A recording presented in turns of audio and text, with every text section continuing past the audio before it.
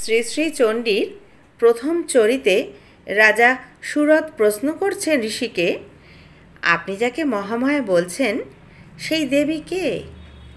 ঋষি বললেন, তিনি নিত্যা, অর্থাৎ সব সময় আছেন।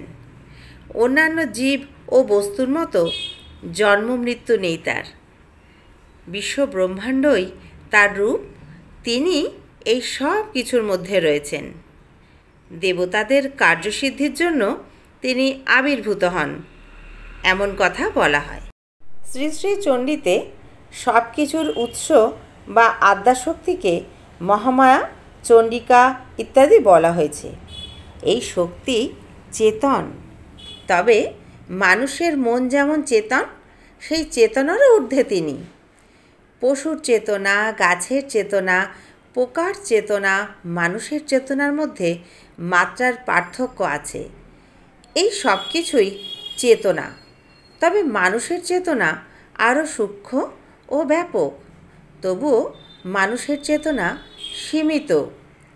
সাধারণভাবে মানুষের মনকেই চেতনা বলা হয়, কিন্তু মহামায়ার চেতনা বিশাল, ব্যাপক ও সূক্ষ্মাতিসূক্ষ্ম। মানুষের চেতনায় তারই প্রতিফলন।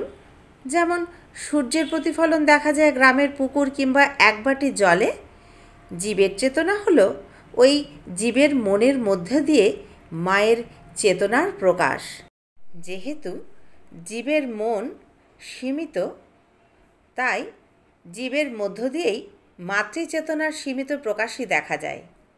সাধক কী করেন? সাধনার মাধ্যমে তিনি মনকে সূক্ষ্ম করতে থাকেন। মন যতই সূক্ষ্ম হয় ততই ব্যাপক হয়। যেমন গাছের মনের চেতনার থেকে ব্যাপক পোকার চেতনা, তার থেকেই পশু পাখির চেতনা এবং মানুষের মন আরও সূক্ষ্ম ব্যাপক। সাধনার মাধ্যমে মানুষ ব্যক্তি মনের পারে গিয়ে বিশ্ব মনে যায়, তখন আরও সূক্ষ্ম ব্যাপক হয় চেতনা। মা মহামায়া চেতনার আদি, তিনিই আদ্যাশক্তি।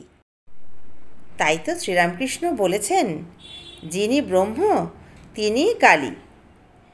কেউ কেউ বলেন ব্রহ্ম নির্গুণ, নিরাকার, তার মধ্যে আছে বলা যায় না, আবার শক্তি নেই এটাও বলা যায় না।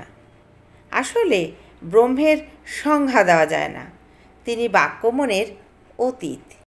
সৃষ্টিকে রক্ষার জন্য এবং ধর্মের সংস্থাপনের জন্য দেবী দুর্গা মহিষাসুর মর্দিনী রূপে মহিষাসুরকে বধ করেন।